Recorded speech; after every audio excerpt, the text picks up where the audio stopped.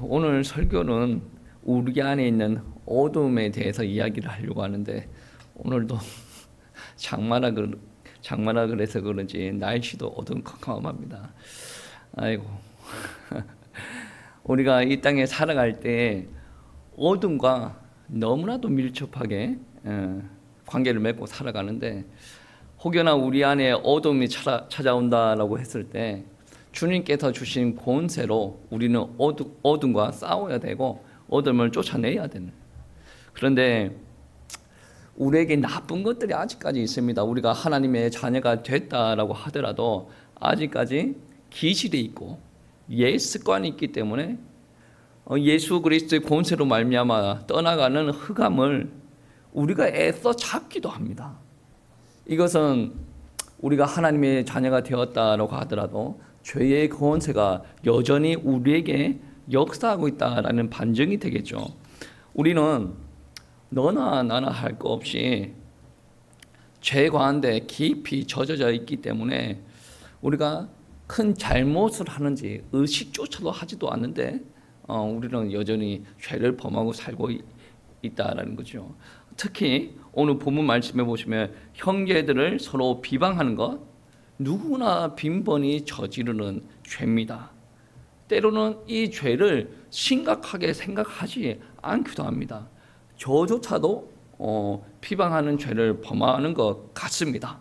이렇게 말씀을 묵상하고 있을 때 내가 회개해야 될 부분들이 있구나 라고 생각합니다. 목사다 보니 때에 따라서는 교회를 외부 사람들이 우리 교회를 평가하고 발전적인 모습을 제시하지 않기 때문에 목사이기 때문에 교회를 사랑하는 마음으로 우리 교회 우리 성도님들의 장단을 평가를 하는 거죠. 이거는 저의 의도는 비방이 아닙니다. 비평을 하고 장단을 평가를 하고 장점을 더 극대화시키고 단점을 보완해 나가는, 그래서 교회가 나가야 될 청사진을 이제 제시를 해야 되는 거죠. 이거는 내가 이렇게 해야 됩니다라는 말로만 그치는 것이 아니라 때에 따라서는 우리 성도님들도 설득을 해야 되기 때문에 이 설득의 과정에서 제가 미숙하다 보니 나의 의도는 비방이 아닌데 비방이 되는 것도 같기도 하고 또 듣는 사람들이 비방으로 듣기도 하는 그런 것들이 있는 것 같다라는 생각이 들어요. 그러니까 나부터가 이 비방의 죄에서 자유롭지 못하고 있다. 또 내가 생각하는 이상의 비방을 내가 하고 있구나 라는 것이 저 안에서는 감지가 되었어요. 그러니까 우리가 그렇게 심각하게도 생각하지 않고 일상에서 다양하게 일어나는 죄이다 보니 우리는 당연하겠거니 이 정도쯤이야 라고 생각하겠지만 우리 하나님의 말씀은 어떻게 이야기하냐면 너는 누구이기에 이웃을 판단하느냐 라고 다그치고 있어요. 이것은 야고보뿐만이 아니라 성경 전체에 스며들어 있는 하나님의 뜻입니다. 하나님의 마음이에요. 왜 형제들을 너희가 판단하느냐라고 이야기하거든요. 시편 말씀에 이런 말씀이 너무나도 많이 있는데 대표적으로 시편 50편 19절 20절 말씀에 보시면 이런 말씀이 있습니다. 내 입으로 악에게 내어주고 내 혀로 거짓을 꾸미며 앉아서 내 형제를 공박하며 내 어머니의 아들을 비방하는도다. 이 시편에 나오는 말씀인데 신약 성경에서도 비방에 대해서 이야기를 하고 있습니다. 지금 설교 시작한 지 5분도 안 됐는데 좀 집중 좀 하세요. 그렇습니다. 신약 성경에도 이제 바울이 로마서에서 어떻게 이야기를 하냐면 악인을 어떻게 표현하냐면 수군수군하는 자, 비방하는 자라고 규정을 하고 있어요. 그리고 고린도 교회에게 쓰는 편지에서는 다툼, 시기, 분냄, 당 짓는 것뿐만 아니라 비방과 수군거림을 죄악으로 규정하고 있어요. 그리고 사도 베드로는 베드로전서에서 어떻게 이야기하냐면 그러므로 모든 악독과 모든 기만과 외식과 시기와 모든 비방하는 말을 버리고 갓난 아기들 같이 순전하고 신령한 젖을 사모하라. 비방이라는 것을 계속 강조하고 있다는 거죠. 오늘 본문 말씀에서는 비방하지 말아라. 네가 누구에게 이웃을 비방하느냐 라고 이야기하고 있는데, 이것은 단순히 야고보의 말에 끝나는 것이 아니라 성경 전체에 퍼져 있는 하나님의 뜻이다라는 말씀이에요. 여러분, 비방하지 말라라는 말씀은 남에 대해서 나쁘게 만들어 말을 하지 말아라라는 말입니다. 은근히 남을 헐뜯고 그 헐뜯는 것에 동조한 것, 그 동조할 때 여러분도 알지 못하는 막 쾌감이 막 올라옵니다. 그게 바로 저와 여러분 안에 그렇게 세팅이 되어져 있다는 거예요. 형성이 되어져 있다. 왜? 처음부터 우리는 하나님을 알면서 살아온 사람들이 아니거든요. 태어날 때부터 죄악 속에서 태어났어요. 태어날 때부터 남의 나쁜 점을 막 지적하는 쾌감이 있었어요. 남을 이게 낮게 이게 짓누르면 내가 세워지는 것 같은, 정치인들이 그렇게 많이 하죠. 그런 것을 경험을 했단 말이에요. 그런데 그렇게 몇십 년 동안 살다가 정말로 성령님을 받았는데, 그 이후의 삶은 우리가 정말로 성령의 뜻 따라 진리를 말을 하고 사랑을 하고 섬김의 모습을 보이고, 다른 사람의 비방을 하더라도 나는 인내하면서 그런 부분이 형성이 되어져 나가야 되는데, 여전히 성령을 받았음에도 불구하고 옛날 기질대로 비방하는 삶을 못 버린다는 거죠. 여전히 교회 안에 있음에도 불구하고 비방을 하면서 막 몸에서 막 내 스트레스가 다 풀리는 것 같고 막 쾌감이 막 흘러나옵니다. 하지 말라 그러면 내 입을 닫았어요. 입을 닫을 때로 무엇을 느낍니까? 삶에 낙이 없는 것 같고 막. 근데 옆에 성도를 또 이렇게 비방하면 이제 내 에너지가 막 올라오는 거예요. 이게 잘못 형성이 되는 거예요. 죄 가운데 우리가 형성이 되어져 있다라는 것이죠. 사실 비방한다라는 말은 그 사람이 앞에 있는데 비방하는 사람들은 거의 없습니다. 내가 비방하려고 하는 사람이 없을 때, 이 공간이 없을 때 비방을 하는 거죠. 그러면 내가 비방을 할 때 그 비방의 대상자는 어떻습니까? 자신에 대해서 대변을 못하는 거예요. 그리고 비방하는 사람들은 그냥 막 이렇게 헐뜯어 대는 거예요. 그리고 사람 셋이 모이면 한 사람 바보로 만드는 것은 그냥 누워서 떠먹는 게 아니겠습니까? 여러분, 이런 악에서 멀어져야 된다. 성경이 이것을 보고 악이라라고 이야기를 합니다. 즐겨 비방하는 것은 2000년 전에 초대교회의 신앙 공동체의 모습입니다. 이 말은 하나님을 믿는다라고 하더라도 여전히 비방하는 습관이 몸에 배어 있어서 하나님을 믿어도 비방하고 돌아다닌다. 그리고 오늘날 우리의 미숙한 모습이기도 하죠. 그러니까 오늘 성경 말씀에 내 형제들아 서로 비방하지 말아라. 제발 습관적으로 헐뜯는 일을 멈춰라 라는 말씀이 되어지시죠. 오늘 본문 말씀에서는 누구를 비방합니까?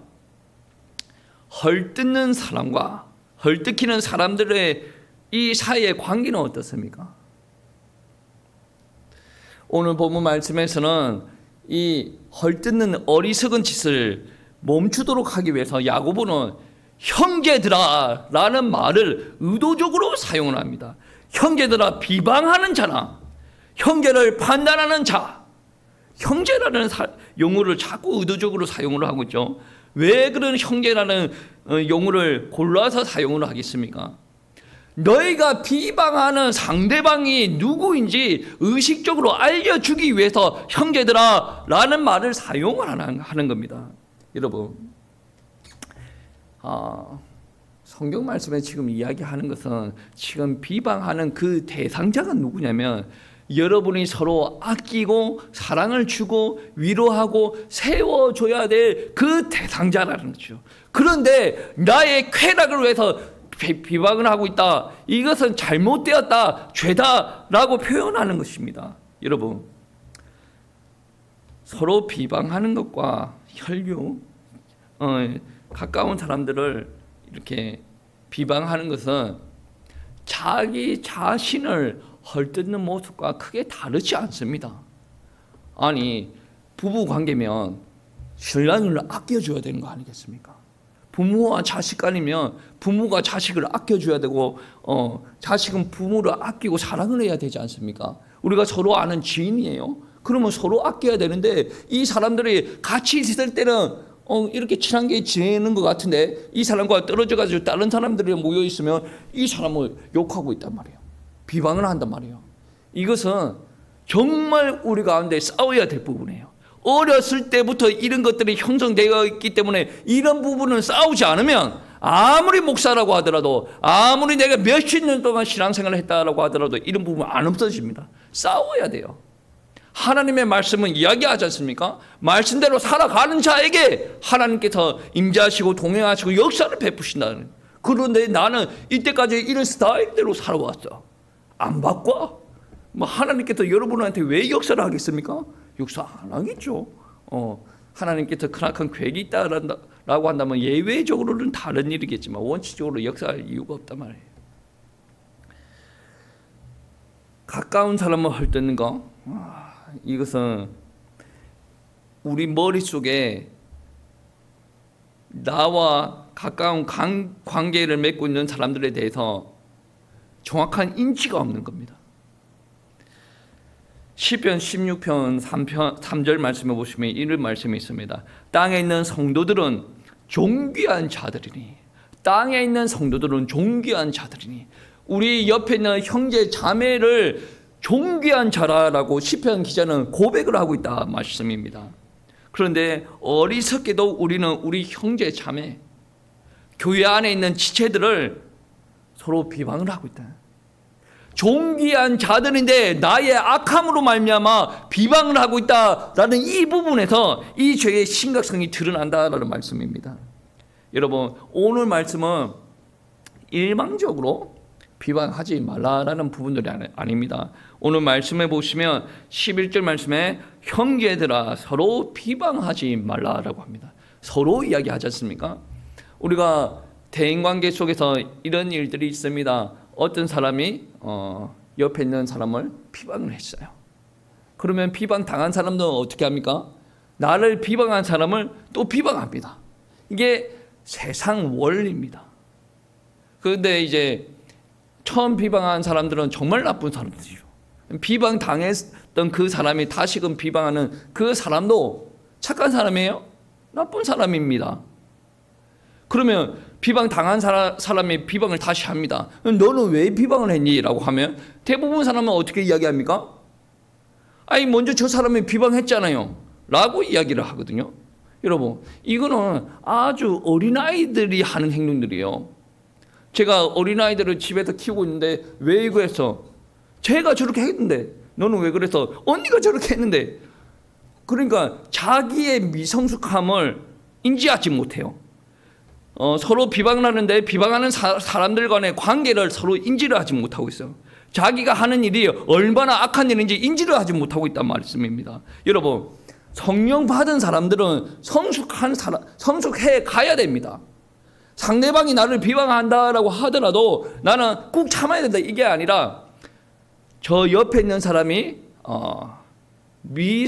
좀 덜 성숙하여서 이런 실수를 했다. 그럼 나는 어떻게 합니까?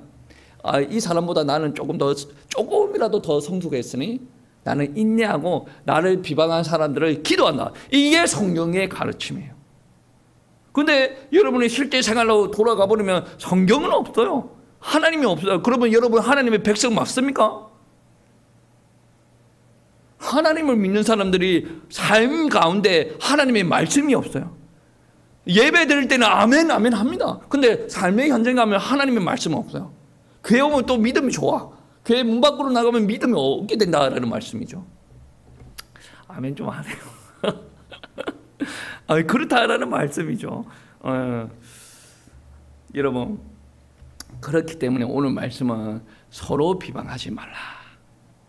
하나님께서 하나님의 백성된 우리에게 다가오셔서 말씀하시는 거예요. 이것은 엄밀히 말하면 우리에게 하는 명령이라는 것입니다. 우리는 모두 본질상 비방에 익숙해져 있습니다. 서로 헐뜯는 것은 인간의 본성 속에서 타고난 질병이다라는 거죠. 이 질병은 법정 어떤 전염병보다 강력합니다. 여러분 한번 생각해 보세요. 어떤 이가 아기를 품고 비방을 했다라고 가정을 한다면 그 비방으로 말미암아 귀한 인간 관계가 다 무너져 내립니다. 여러분 한번 생각해 보세요. 부부끼리, 형제끼리, 자매들끼리, 부모와 자식끼리 비방을 했어요. 그러면 이 관계가 엄청나게 사랑을 하고 아끼고 서로 기도해야 될 관계임에도 불구하고 이 비방으로 말미암아 서로의 관계가 껄끄러워진다라는 말씀이죠. 여러분, 비방이 죄인들의 입맛에는 짜릿할 수가 있습니다. 비방이 그래요. 여러분 오늘 한번 테스트 해보세요. 우리 목사님은 훌륭하십니다. 사랑이 많고 지혜롭고 참 명철이 막 이런, 여러분이 한번 밥 먹을 때 한번 칭찬해 보세요. 그때 여러분 몸에서 반응을 하는지 여러분이 밥 먹을 때 우리 목사님 이게 문제고 저게 문제고 그게 문제고 다 문제야. 우리 목사님 목회도 잘못하고 막 여러분 몸에서 일어나는 반응들을 한번 점검을 해보세요. 어떤 말을 할 때 몸에서 도파민이 팍 폭발을 해가지고 이 호르몬이에요. 여러분 몸에서 막 희열을 느끼게 하는지 목사가 잘못해 이런 부분에 한번 폭발할 수도 있습니다. 이게 형성이라는 말을 했죠. 우리가 처음부터 누군가 세워주고 사랑을 하고 내가 그를 위해서 인내하고 그런 삶을 살지 않았기 때문에 훈련이 필요하다. 하나님의 말씀을 듣는 사람들은 훈련이 필요하다는 거죠. 여러분 믿었으니까 이제 천국하고 끝났습니까? 아니죠. 이 땅에서 예수 그리스도의 복음을 전해야 되고 하나님의 영광을 드러내야 되고 내가 하나님의 말씀대로 살아야 되는데 우리가 훈련되지 않으면 이 땅에서 하나님의 영광을 드러낼 수가 없다라는 말씀입니다. 여러분, 우리 입에서는 아주 짜릿한 것을 제공을 하는 비방이 될 수도 있지만 하나님 앞에서는 가증스러운 일이 지나지 않는다라는 거죠. 여러분, 우리가 예배 자리에 모여 있는 것은 하나님의 말씀에 순종을 하겠다 다짐하기 위함입니다. 이 말씀을 듣고 여러분 선하신 거룩하신 하나님 앞에 서고 여러분이 정말로 기도할 때 나의 악함이 이랬었구나. 내 입으로 말미암아 내가 사랑하는 많은 사람들 심장 가운데 비수를 내가 꽂고 다녔구나. 이게 인정되는 거예요. 이게 하나님의 은혜입니다. 옆에서 아무리 회개하세요 그래도 안 들어오는 회개가 정말로 말씀 붙들고 하나님 앞에 기도할 때 내가 악을 품고 악을 내뱉고 다녔던, 내가 주변에 살아가는 사람들을 다 죽이고 다녔구나. 이게 인정이 되어야 되는, 이게 성령을 받은 사람들의 특징이다라는 말씀입니다. 성도는 서로가 서로에게 자랑의 면류관이 되어야 되고 기쁨의 면류관, 위로의 대상이 되어야 된다라는 말씀입니다. 우리 형제 자매 여러분은 서로 상대방에게 격려, 인정, 칭찬을 해주시기 바랍니다. 상대방이 그것이 필요한 사람이다라는 것이죠. 그리고 그분들이 여러분들의 곧 상급이 되고 여러분들의 기쁨이 된다라는 말씀입니다. 하나님의 말씀이 그렇다라는 것이죠. 그리고 왜 서로 비방을 하지 말라라고 이야기하냐면 형제를 비방하는 것은 율법과 하나님에 대한 심각한 도전이 된다라는 말씀입니다. 11절 말씀 보시면 이런 말씀이 있죠. 11절 말씀, 형제들아 서로 비방하지 말라. 형제를 비방하는 자나 형제를 판단하는 자는 곧 율법을 비방하고 율법을 판단하는 것이라. 네가 만일 율법을 판단하면 율법을 준행하는 자가 아니요 재판관이로다 라고 표현하죠. 우리는 율법을 만든 자도 아니고 우리는 판단하는 자도 아닙니다. 여러분 한번 생각해 보세요. 옆에 어떤 사람이 내 생각대로 행동을 하지 않아요. 분명히 신앙생활은 나처럼 해야 되는데 옆에 있는 사람이 나처럼 하지 않는단 말이에요. 그게 맞을 수도 있습니다.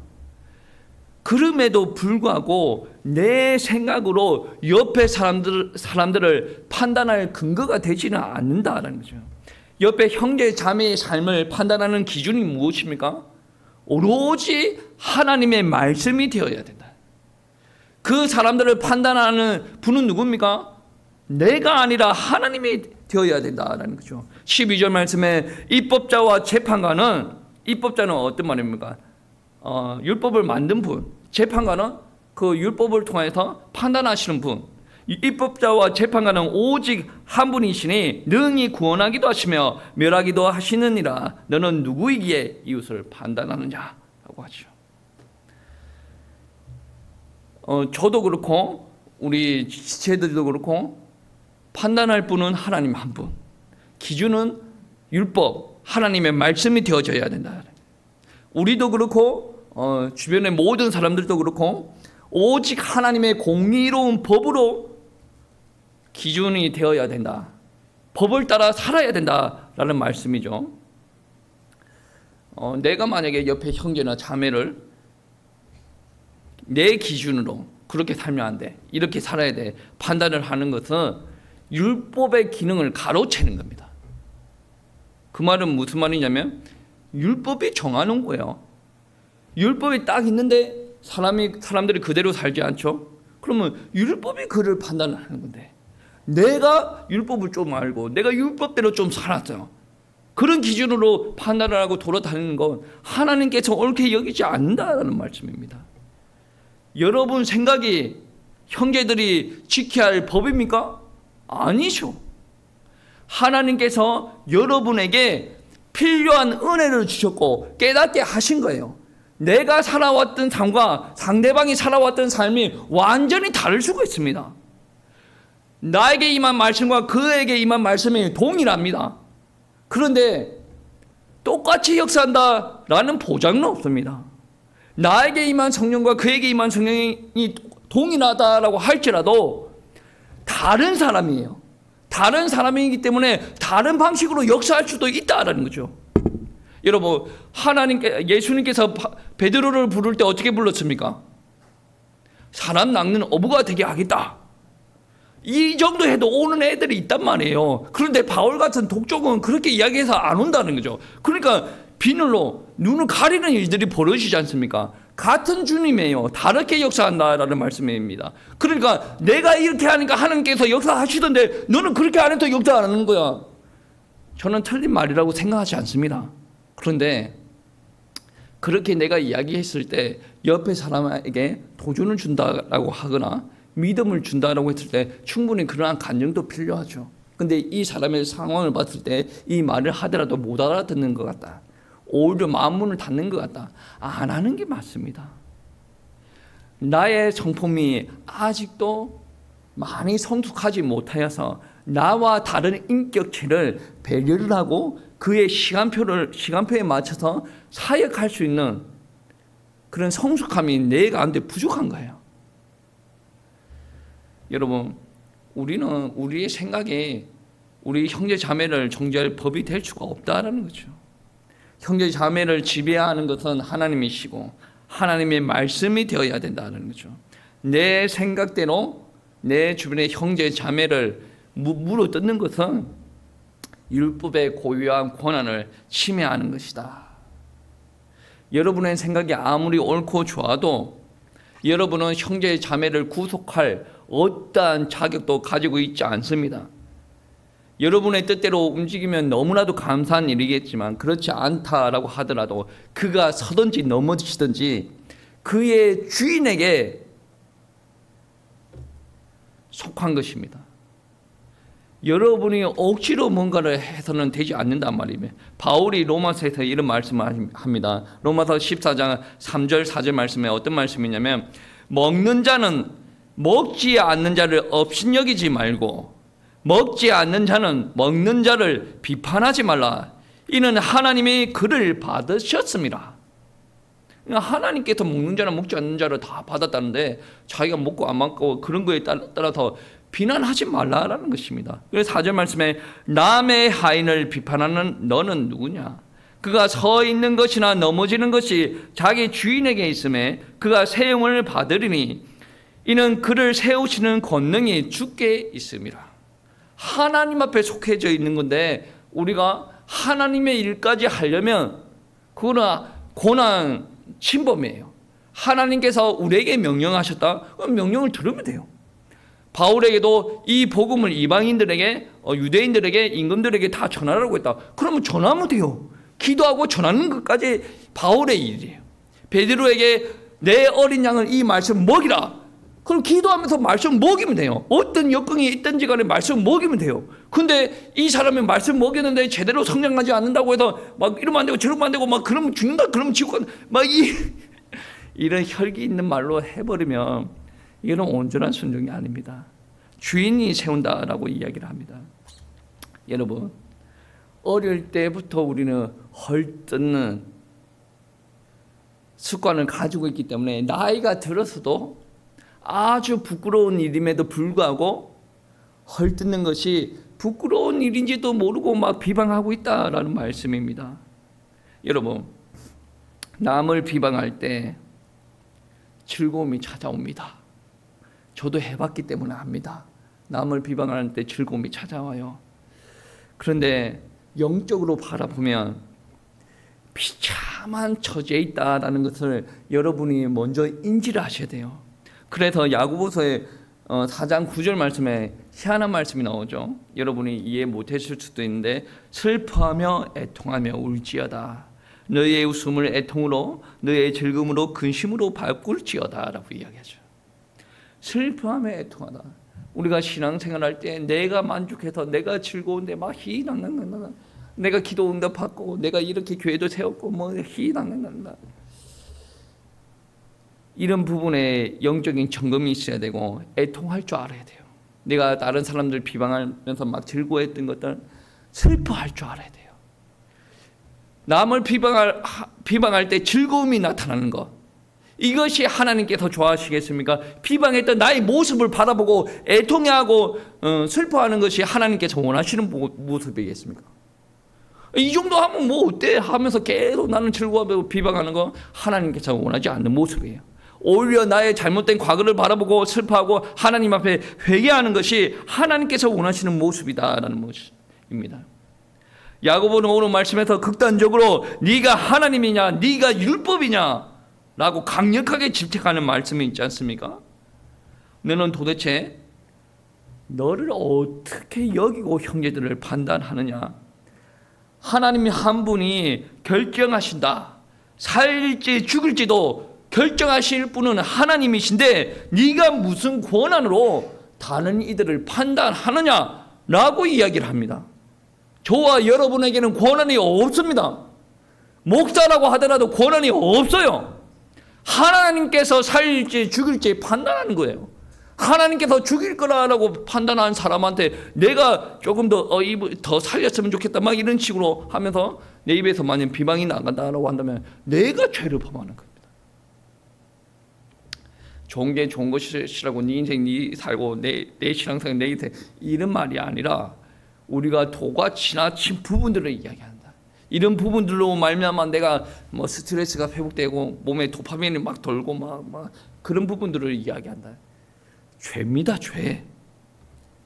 하나님은 우리 모두 동일선상에 위치십니다.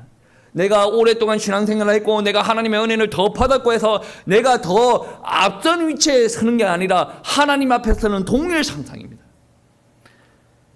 우리는 법을 만드는 자도 우리는 법을 집행하고 법을 판단하는 자도 아닙니다. 우리는 여러 형제 자매와 같이 법을 지켜야 돼요. 하나님의 심판을 받아야 될 위치에 있다라는 것입니다. 그러니 피차 비방하지 말고 긍휼히 여기시기를 바랍니다. 어떨 때는 형제 자매를 보면 제발 이것 좀 해줬으면 정말로 훌륭할 텐데 정말로 하나님께서 주시는 축복이 회복될 텐데 라고 여겨지는 부분들도 있을 겁니다. 그러면서 답답해하겠죠. 제발 저렇게는 안 했으면 좋겠는데 라고 하면서 마음이 상할 때도 있을 겁니다. 그러나 그때마다 여러분의 혈기로 뭔가를 이야기하기보다 그 형제도 몰라서 그런가 보다. 그 자매도 본래 뜻은 그게 아니었다 라고 이해를 하시고 서로 기도해 주시기 바랍니다. 성도 여러분, 우리가 이 비방이라는 극한 죄에서 벗어나야 돼요. 여러분, 우리 인생을 바꾸려면 예배를 잘 드려야 됩니다. 근데 잘 드리는 것에서 멈춰버리면 여러분 인생 절대로 안 바뀝니다. 여러분 성경 말씀해 보시면 아브라함의 인생이 바뀌었을 때는 하나님의 말씀을 듣고 하나님의 말씀 듣고 살아갔어요. 오늘 말씀에 베드로와 바울도 마찬가지죠. 예배 드리면서 하나님의 말씀 잘 들었어요. 인생 절대로 안 바뀝니다. 잘 듣고 내가 그 말씀대로 살아가는 실천이 있어야 된다. 저도 사람들을 비방했던 것에 대해서 회개하겠습니다. 여러분도 사람들에게 비방했던 거 회개하십시오. 우리 인생이 지금까지 살아왔던 것보다 조금 더 아름다워야 되지 않겠습니까? 우리 인생에 조금 더 축복이 많아야 되겠고 조금 더 사랑이 넘쳐야 되지 않겠습니까? 여러분이 아무리 기도를 많이 한들, 여러분은 아무리 예배를 많이 드린들 하나님의 말씀대로 살아가지 않으면 회복이 없어요. 우리 회복하십시다. 우리가 조금 더 아름다운, 조금 더 하나님의 축복 속으로 조금 더 사랑이 많은 인생으로 회복하시고, 부부 관계에서도 비방하지 마세요. 비방하지 마시고 조금 더 배려와 사랑을, 부모와 자식 간에도, 직장 안에서도 마찬가지입니다. 그리고 우리 교회 안에서 여러분의 인생이 바뀌어진 여러분 인생으로 말미암아 교회의 모습도 지금보다 더 사랑이 많은, 배려가 많은, 위로가 많은 더 아름다운 교회로 회복하시길 바랍니다. 회복하십시다. 우리 안에서만 좋은 교회 말고 세상이 우리를 바라볼 때도 야, 우리 교회, 저 교회는 정말로 사랑이 많고 저것은 무슨 교회 다니면 무슨 돈을 주나? 뭐 저렇게 희생을 많이 한대? 서로를 왜 저렇게 세운대? 돈보다 더 귀한 거를 받았지 않습니까? 우리만 기뻐 절구하는 게 아니라 세상이 우리를 바라볼 때도 아름다운 교회라고 인정할 만큼 우리의 입과 우리의 삶이 바뀌어지시길 축복합니다. 그러면 하나님께서 여러분을 더 가까이 하실 것입니다. 하나님의 은혜가 여러분에게 더 충만해질 겁니다. 정말로 우리가 이 비방에서 벗어나서 하나님께서 원하시는 삶을 살아갈 때 하나님의 축복이 많이 회복되시길 축복합니다.